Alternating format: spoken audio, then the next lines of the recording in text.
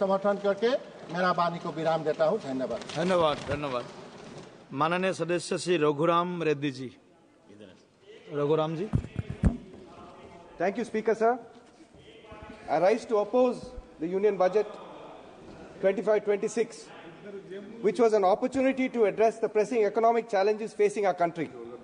Slowing growth, raising unemployment, rural distress, and global uncertainties. Instead, what we have received is a budget that weakens fiscal federalism, prioritizes election-driven announcements over long-term growth, and once again ignores Telangana development needs. Despite being one of the fastest-growing states, sir, Telangana contributes only 3% to the population of the country, but the GDP is 5% of the country's GDP, sir. Telangana has once again been neglected in the budgetary allegations. The union government has strategically reduced our financial independence, failed to support our key sectors, and turned a blind eye to our needs. India's projected GDP growth rate of 2024-25 stands at just 6.4%, the slowest in 4 years. The reality is that private investment remains weak, rural consumption is declining, and the urban wage growth is sluggish. A budget should provide a roadmap for sustainable economic expansion. Instead, what we see is a short-term tax stops and pre-election gimmicks that do little to boost long-term growth. Unemployment remains a crisis, sir.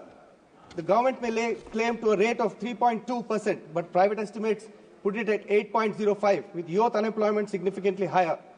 The budget lacks any major employment generation programs. Telangana, with its robust IT and industrial base, was expected to target initiatives for startups, AI and MSME growths. Instead, we received nothing.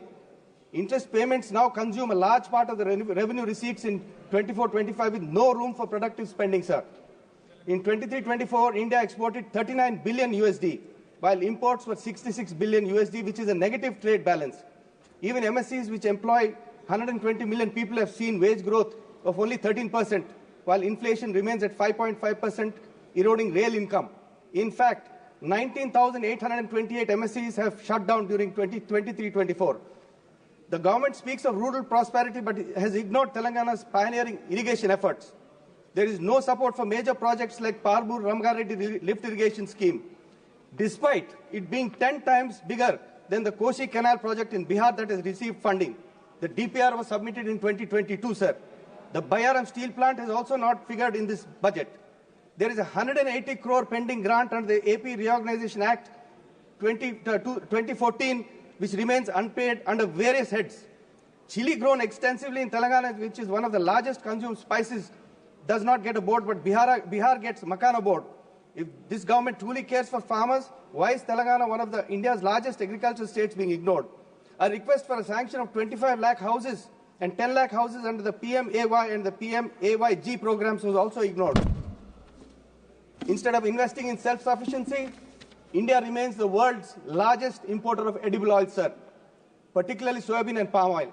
70% of India's oil is imported.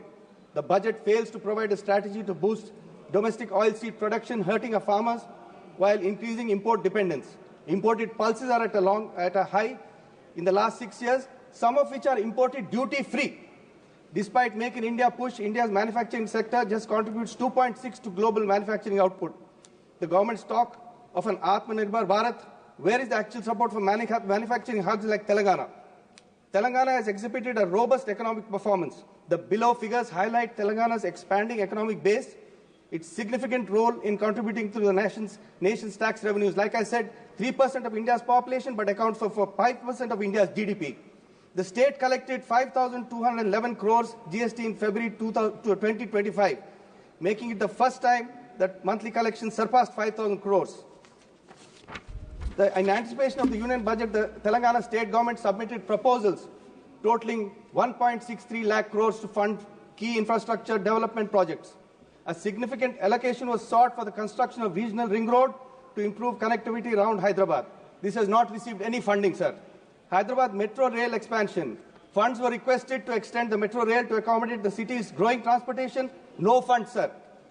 Godavari drinking water project phase 2 to link Godavari to Musi.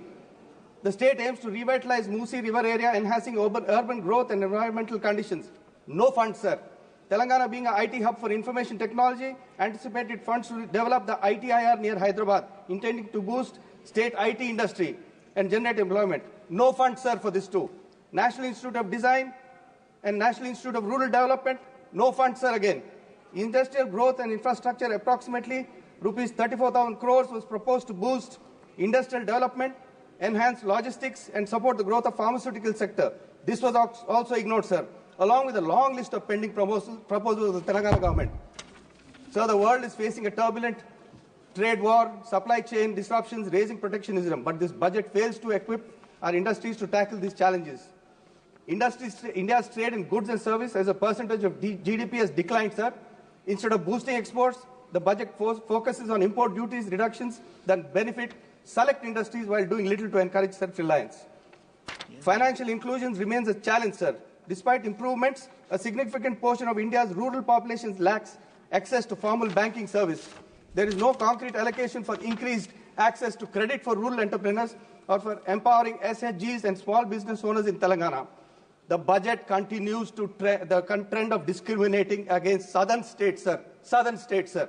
Despite being economic powerhouses, states like Telangana, Tamil Nadu, Karnataka and Kerala receive fewer funds compared to politically motivated allocations for other states. Bihar, despite lagging, I'm not saying anything against the Bihar people, I don't mean anything, but despite lagging behind in revenue generations, has received massive central supports, while states like Telangana, which effectively utilize resources, have been ignored. Speaker, sir, this budget is a betrayal of our farmers, our youth and our industries. It is a budget that prioritizes short-term election gains over long-term national growth. The Congress-led government in Telangana is working tirelessly to create jobs, invest in education and support farmers. But we need the centre to be a partner, not an obstacle, sir. The Congress party stands for real development. Development that empowers state, supports industry and creates jobs. We demand the government reconsiders its allocation and give Telangana its rightful shares in national progress. Sir, I am reminded of the Honourable Minister's beginning quote, Desamante matti kadoi, Desamante manushuloy, meaning the country does not mean its land. Telangana does not figure there. Country means its people. Telangana does not figure there. And a later quote, a Tamil quote, which says, just as living beings live expecting rains, citizens live expecting good governance. So I think we are going through drought, sir. We are not going to receive anything. And governance has been given a go-by. Telangana state seems to have been given a pass from both these courts, sir. In the last 8 months, the elections have finished. I think my BJP colleagues who have been elected need to work with us and put aside our political differences and work for the betterment of Telangana.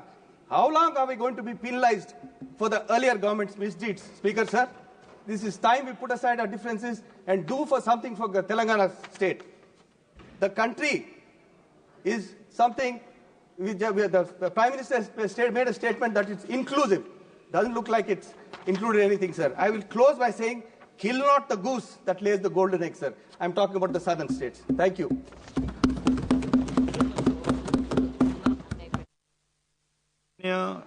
Sadassya Srimati Jawab